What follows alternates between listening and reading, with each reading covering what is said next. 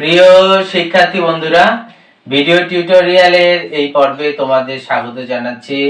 আমরা আজকে simple, complex এবং কম্পাউন্ডের পরের যে দ্বিতীয় পার্ট নিয়ে আলোচনা করব।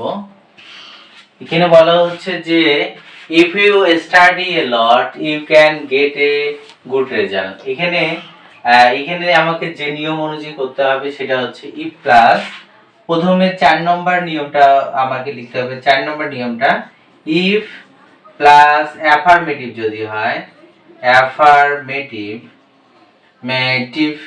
if প্লাস যদি অ্যাফার্মেটিভ হয়, এটা আমাকে সিম্পল করার জন্য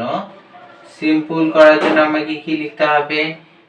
বাই প্লাস ভার্বটা আইএনজি লিখতে হবে। বাই প্লাস ভার্বটা আইএনজি লিখতে হবে এবং কম্পাউন্ডের মধ্যে কি করতে হবে?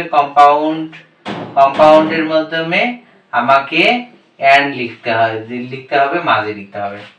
তাহলে বাক্যটা হচ্ছে if প্লাস অ্যাফার্মেটিভ, এখানে নট নাই, তার জন্য আমাকে কি দিতে হবে? বাই, বাইরে থেকে আমাকে বাই নিতে হবে। বাই প্লাস ভার্বটা আইএনজি করব। তাহলে স্টাডি হচ্ছে মূল ভার্ব, এটা কি করব? ভার্বের সাথে আইএনজি করে দেব। তাহলে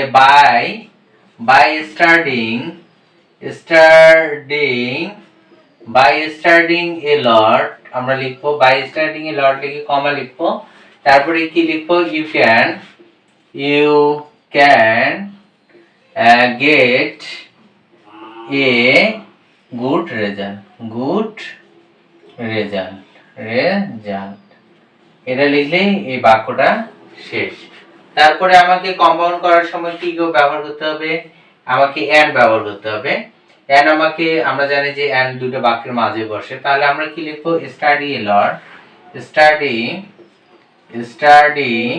এ লট, তারপরে আমাকে এন্ড বসাইতে হবে, গেট এ গুড রেজাল্ট। তাহলে বাক্যটা শেষ। এটা আমাকে যখন আমরা কম্পাউন্ড করব তখন এন্ড, এটা হচ্ছে মূল ভার্ব থেকে বাকি অংশ নেব। অ্যাফার্মেটিভের বেলায় এটাও মূল ভার্ব থেকে বাকি অংশ নিলেই হবে। এন্ড ইউ ক্যান এটা লিখবো না, ইফ ইউটাও লিখবো না, আমরা মূল ভার্ব থেকে বাকি অংশ লিখবো। তারপরে মূল ভার্ব থেকে বাকি অংশ লিখে আমরা কম্পাউন্ড করব। এটা শুধুমাত্র ই প্লাস অ্যাফার্মেটিভের সময়। তারপরে আমার যে পরবর্তীতে 5 নম্বর নিয়মটা হচ্ছে এটাও ইফ যুক্ত বাক্য। ইফ এর পরে এটা কি থাকবে? নেগেটিভ শব্দ থাকবে, নেগেটিভ। ইফ প্লাস যদি নেগেটিভ হয় তাহলে আমাকে সিম্পল করার জন্য আমাকে কি করতে হবে? এইখানে যেমন অ্যাফার্মেটিভের সময় আমরা বাই দিছি, এর বিপরীত শব্দ হচ্ছে উইদাউট। আমরা কি ব্যবহার করব? নেগেটিভ থাকলে উইদাউট ব্যবহার করব, প্লাস আমাদের ভার্বটা আইএনজি। আমরা জানি যে কোনো প্রিপজিশনের পরে ভার্বটা আইএনজি হয়। উইদাউট একটা প্রিপজিশন ভার্বটা আইএনজি হবে, বাই একটা প্রিপজিশন তার জন্য ভার্বটা হবে আইএনজি। এটা কম্পাউন্ডের বেলায় আমরা কি করব? কম্পাউন্ডের বেলায় আমরা কি করব? আমরা একটা বাক্য লিখবো, এখানে অর দেব। নেগেটিভের বেলায় আমরা যেমন অন্যখানে আমরা এন্ড ব্যবহার করছি, এটা হচ্ছে নেগেটিভের সময় আমরা কি করব? ই প্লাস নেগেটিভের সময় আমরা কম্পাউন্ড হিসেবে অর ব্যবহার করব। তারপরে আমাকে কি লিখতে হবে? আমাদের এটা কমপ্লেক্স সেন্টেন্স আছে, আমাকে সিম্পল করতে হবে। সিম্পল করলে আমরা কি করব? উইদাউট প্লাস ভার্বটা আইএনজি হয়ে দেব। তাহলে আমরা উইদাউট লিখব, তারপরে ভার্বটা আইএনজি করে দেব। স্টাডিং মোর আমরা লিখব, মোর লিখব। তারপরে you can, you will not pass, যেটা আছে ওটা লিখে দিয়ে আমরা ফুল স্টপ দেব, তাহলে শেষ। তারপরে বাক্যটার বলা হচ্ছে কম্পাউন্ডে আমরা অর ব্যবহার করব। তাহলে অর ব্যবহার করি, স্টাডি মোর।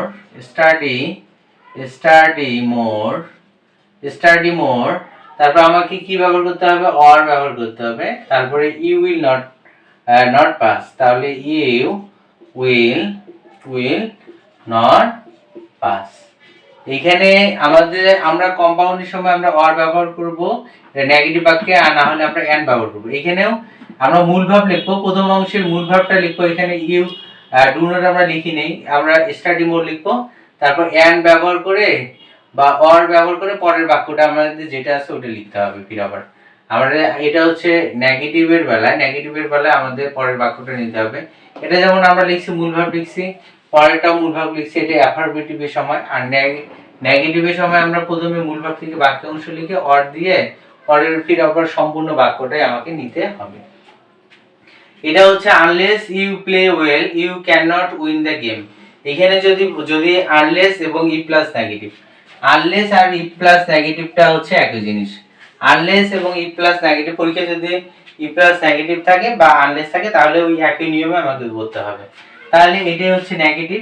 তাহলে নেগেটিভের সময় আমরা কি করব, ই প্লাস নেগেটিভও যা, ই আনলেসও তা। তার জন্য আমরা কি লিখবো, উইদাউট লিখবো। উইদাউট লিখে কি লিখবো, ভার্বটা আইএনজি করে দেব, প্লেইং। উইদাউট প্লেইং ওয়েল লিখবো। তারপরে যে বাক্যটা আছে আমরা ওটা লিখবো, you can not you can't win the game, আমরা লিখবো উইন দা গেম লিখবো। তারপরে আমাদের কম্পাউন্ডে কি দিতে হবে, অর দিতে হবে। তাহলে এটা মূল ভার্ব থেকে বাকি অংশ প্লে ওয়েল লিখবো। আমাকে সম্পূর্ণ লেখা যাবে না, প্লে ওয়েল লিখবো। প্লে ওয়েল লেখার পর আমাকে অর দিতে হবে। তারপর এটা আবার কম্পাউন্ডের মধ্যে সম্পূর্ণ বাক্যটা লিখবো। এখানে কিন্তু আনলেস ইউ পর্যন্ত আমরা বাদ দিছি, কিন্তু এখানে অরের পরে আমাকে কিন্তু আবার সম্পূর্ণ বাক্য লিখতে হবে। You cannot win the game, তাহলে উত্তরটা হবে। আমাদের এগুলো আমরা যদি প্র্যাকটিস করি তাহলে আমাদের কলমে বলে দিবে বলে আমার এটার পর কি লিখতে হবে। তারপরে এটা হচ্ছে, তারপরে এখানে বলা হচ্ছে যে ওয়ার্কস হার্ড, এটা যে নিয়মে আমাকে 6 নম্বরটা করতে হবে। 6 নম্বর যে নিয়মটা, এটা হচ্ছে সো দ্যাট যদি থাকে বা ইন অর্ডার দ্যাট থাকে, in order that, so that বা ইন অর্ডার দ্যাট এর নিয়ম। তাহলে এটা হচ্ছে কমপ্লেক্স সেন্টেন্সে যে সো দ্যাট বা ইন অর্ডার দ্যাট থাকে, আমরাকে সিম্পল করার জন্য আমরা কি নেব, টু প্লাস ভার্ব ওয়ান নেব। তারপরে এটা যখন কম্পাউন্ড করব, কম্পাউন্ড করার সময় আমরা কি নেব, তাহলে কি এইটা এন্ড লিখবো, এন্ড ওয়ান লিখবো, ওয়ান বা ওয়ান্টেড লিখবো, ওয়ান্টেড টু লিখবো। তাহলে এন্ড ওয়ান টু লিখবো, নাহলে এন্ড ওয়ান্টেড টু লিখবো। হ্যাঁ, তারপরে তাহলে কম্পাউন্ড হবে। তাহলে এখানে সো দ্যাট আছে, তাহলে আমাকে হি ওয়ার্কস আছে, হি ওয়ার্কস নেব, হার্ট লিখবো। তাহলে সো দ্যাট এর জায়গায় যে চিহ্নটা আমরা কি লিখতে হবে এখন, সো দ্যাট এর সময় আমরা টু লিখতে হবে, টুর পরে কি লিখবো, ভার্ব ওয়ান। তাহলে টুর পরে ভার্ব ওয়ান লিখবো। তাহলে এটা বাদ দেবো। তাহলে ভার্ব ওয়ান হচ্ছে গেট, এই গেট থেকে লিখবো গেট এ গুড রেজাল্ট, এটা লিখলেই শেষ। তারপর আমাকে ফুল স্টপ দিতে হবে। তারপরে আমরা যখন কম্পাউন্ড করব তখন কি লিখবো, হি ওয়ার্কস আছে, ওয়ার্কস লিখবো, ওয়ার্কস হার্ড লিখবো।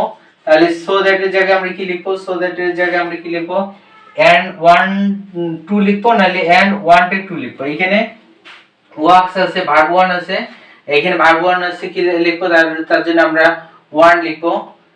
He works one and one two লিখবো, ভার্ব ওয়ান থাকলে আমরা কি লিখবো, এন্ড ওয়ান টু।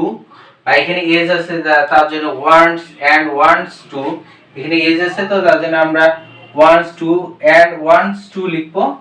তারপরে আমরা কি লিখবো, তারপরে আমরা কি লিখবো, মূল ভার্ব লিখবো।